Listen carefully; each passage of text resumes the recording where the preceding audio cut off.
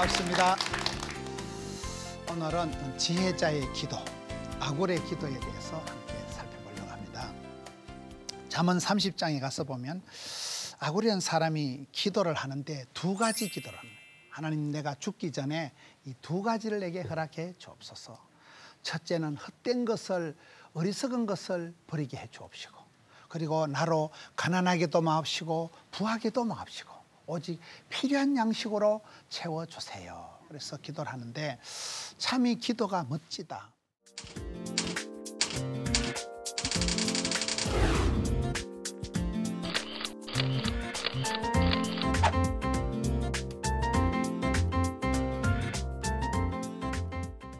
기도를 들어보면 그 사람의 믿음의 수준을 단박에 알 수가 있어요. 왜?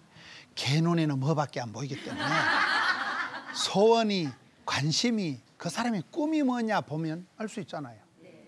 꿈이 개꿈이나 꾸는 사람은 그렇고, 근데 관심이 고상하고 그 어떤 기도 제목이 수준이 있어야 되는 거예요. 근데 여기에 보면 이 아굴의 기도를 잠언 30에 보면 참 멋있는 기도다. 왜요? 첫째로 헛된 8절에 보면 헛된 것과 거짓말을 내게서 멀리하옵시며, 사람이 결국은 살아가다 보면 헛된 거, 어리석은 거, 바보 같은 거, 썩을 거를 따라가면 썩어버리는 거예요. 육체에 따라가면, 죄와 사망의 길을 따라가면 죽을 수밖에 없고 생명의 성령의 길을 따라가야 되는 거예요. 우리는 그 사람의 관심사항이 그만큼 중요해요. 내가 바라봄의 법칙이라고, 내가 좋은 것을 바라보면 좋은 사람이 되고 나쁜 사람을 바라보면 흉보면서 배운다고. 나쁜 거는 흉내도 내지 말고 생각도 하지 말고 말도 하지 말아야 되는 이유가, 내가 그것을 자꾸 쳐다보면서 배워가는 거예요.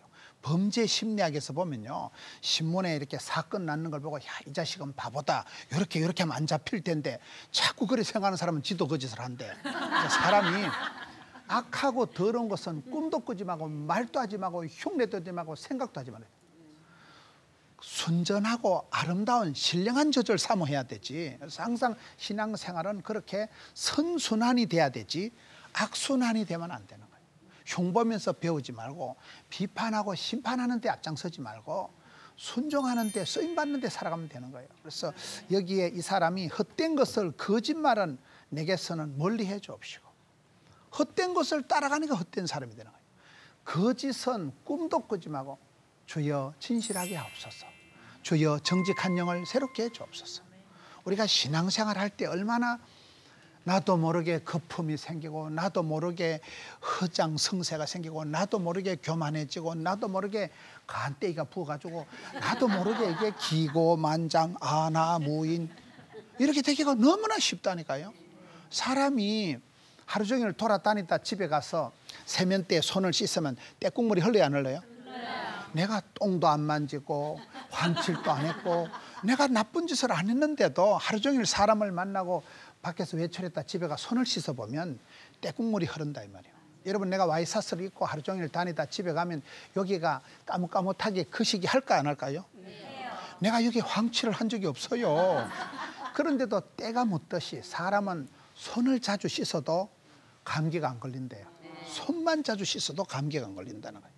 그만큼 우리가 아침에 일어나면 세수를 하듯이 우리가 꼭 무슨 죄를 지었다기보다도 사실은 사는 게 죄요, 생각하는 게 죄요. 눈만 감으면 걱정이 태산이요, 입만 벌리면 한숨이 꺼지라고 나오는 게 인생인데, 산 넘어 산이요, 움직이는 게, 생각하는 게 5만 가지가 다 죄인데 사람이 하루에 10만 가지 생각을 한다는 거예요.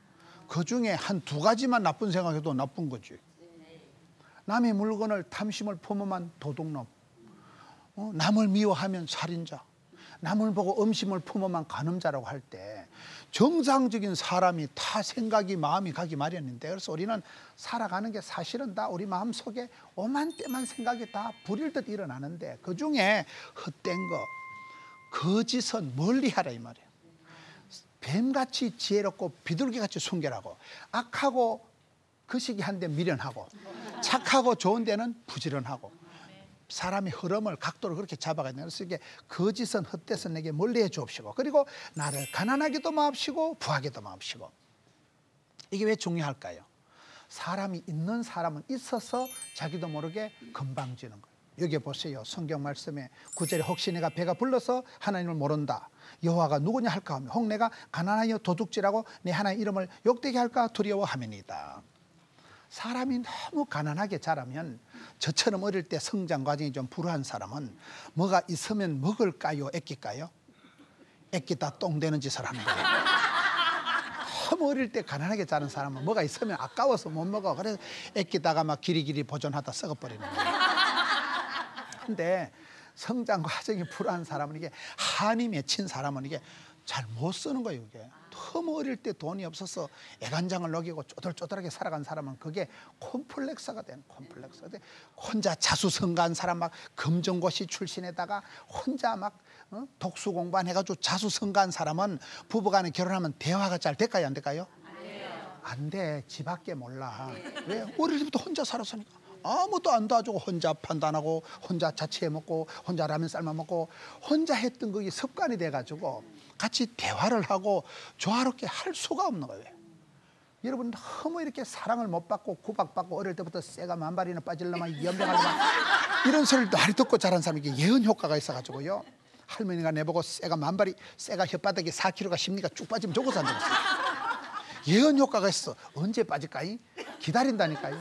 근데 어릴 때부터 사랑받고 축복받고 귀염둥이, 예쁜둥이, 우리 자기, 한국도 자기, 행남자기 이렇게 자란 사람은 어릴 때부터 사랑을 받았기 때문에 어디 가도 구김살이 없는 거야. 너 뭐냐? 뭐긴 뭐냐? 우리 집에 귀염둥이. 할머니가 내가 제일 귀엽다던데, 할아버지가 내가 최고라던데. 그런 사람은 기가 안 죽는다 이 말이야. 여러분, 사랑을 받으면, 사랑을 하면은 예뻐지는데, 이게 구박을 받으면, 타박을 받으면 사람이 지실이 드는 거예요. 그래서 가난하게도 마옵시고 부하게도 마옵시고. 여러분은 뭐 크게 부한 분들은 없어 보였어. 제가 보니까 걱정은 안 합니다. 말은 사람이요, 돈이 많아서 망한 사람도 많아. 따라합시다. 스펙을 쌓기보다 적응력을 키우자. 사람이 자격증을 따는 것보다도요, 친화력이, 부침성이, 적응력이 있어야 되는 거예요. 우리 형님은 너무 귀하게 금쪽같이 금이야 오기야 어릴 때 밀어주니까 지 밖에 몰라. 근데 저처럼 셋째는요, 일찍이 조직의 쓴맛을 보고 독립운동을 해가지고, 우리는 어디 가서 밥을 안 주면 쎄배서라도 먹어.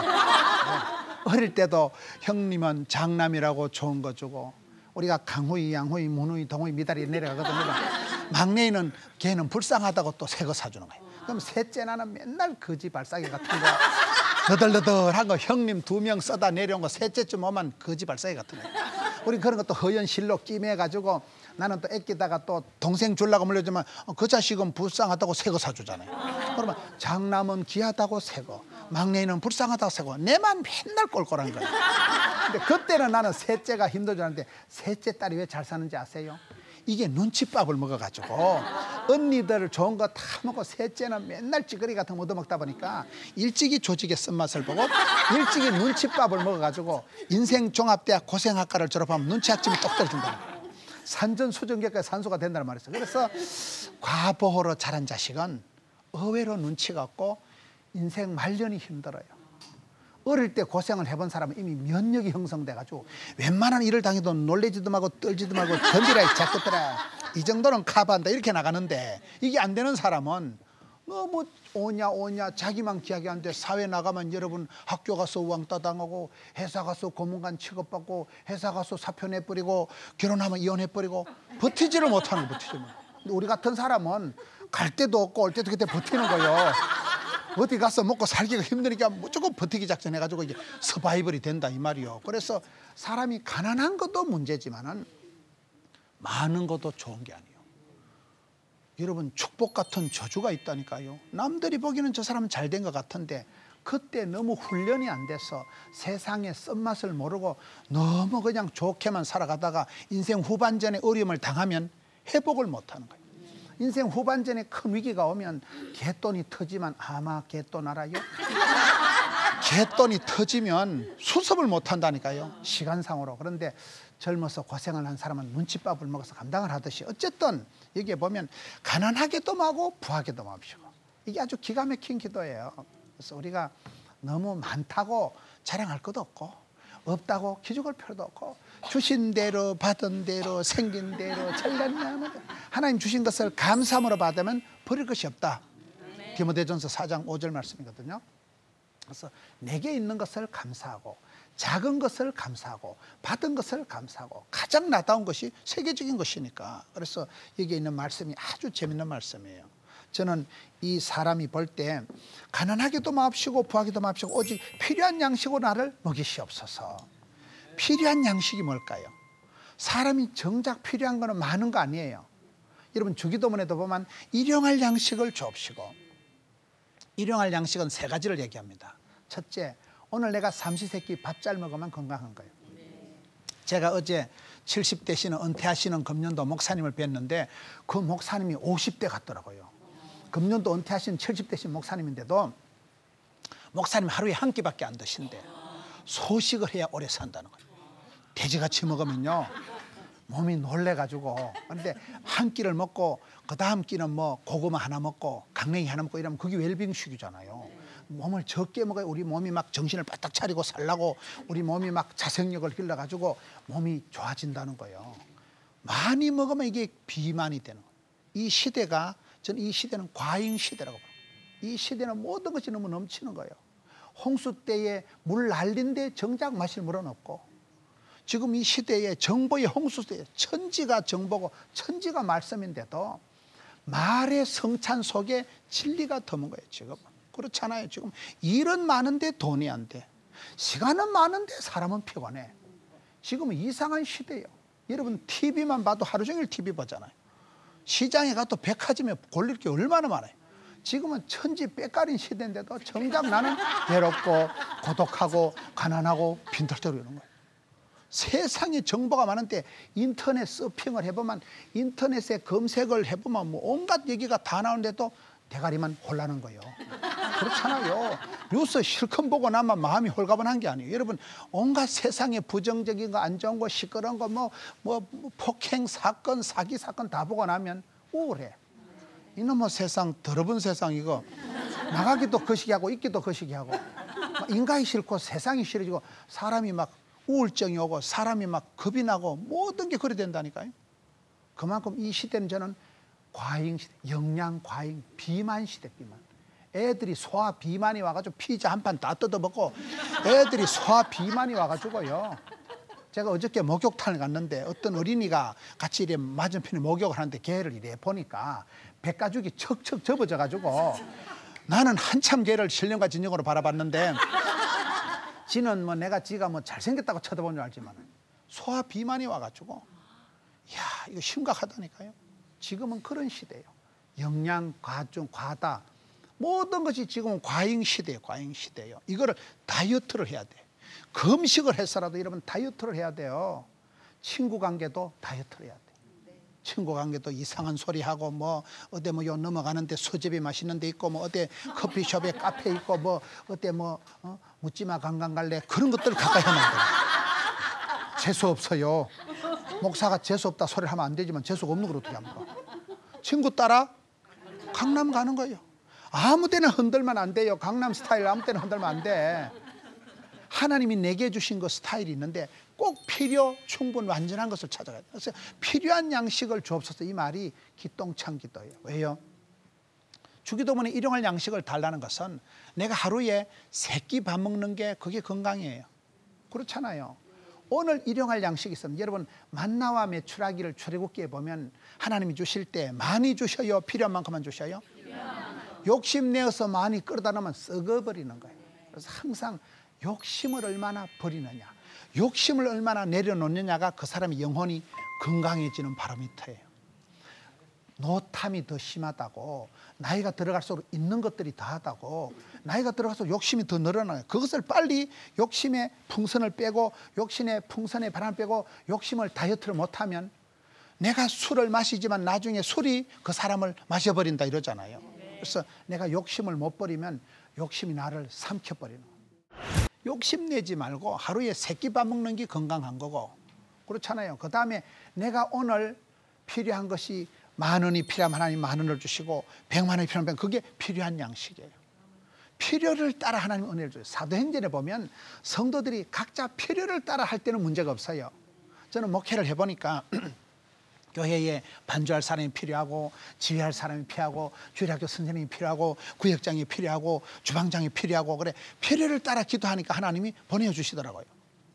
필요를 따라 그때그때 주방장을 세우고 반주자를 세우고 선생님을 세우다 보니까 찬양대가 7개가 되고 찬양팀이 35개가 되고 이게 자꾸 늘어나더라고요. 성경의 사도행전을 보면 각자의 필요를 따라 하나님 이것을 주세요 기도하면 하나님은 필요를 따라 복을 주십니다. 맞춤형 하나님, 나의 하나님께서 나의 가는 길을 아시고 나의 꼬라지를 아시고 나의 입맛을 아시고 나의 거시기를 아시고 맞춤형 복을 주신다니까요. 필요한 양식을 달라는 것은 오늘 내가 새끼 밥 먹는 게 일용할 양식이고 오늘 내가 필요한 만큼 하나님 주시는 분이고 그 다음에 세 번째는 오늘 만나는 사람 부닥치는 사건은 다 하나님이 결제를 하셨다는 걸 믿으셔야 돼요. 무슨 일을 당하든지 고린도전서 10장 13절 감당치 못할 시험은 없다. 잠언 16장에 사람이 마음으로 계획하고 경영할지라도 그 걸음을 인도하시는 분은 하나님이시기 때문에 그래서 우리가 신앙생활 할 때 내가 무슨 일을 당해도 이 일은 망할 일이 아니다. 이 병은 죽을 병이 아니다. 주님 감당하게 하옵소서 하면 하나님은 필요를 따라 복을 주시고 길을 가르쳐 주시고 답을 주시고 약을 주시는 분이다 이 말이에요. 그래서 여기에 이 아굴이라는 사람이 첫째는 헛된 거 거짓말은 내게서 멀리해 주옵소서.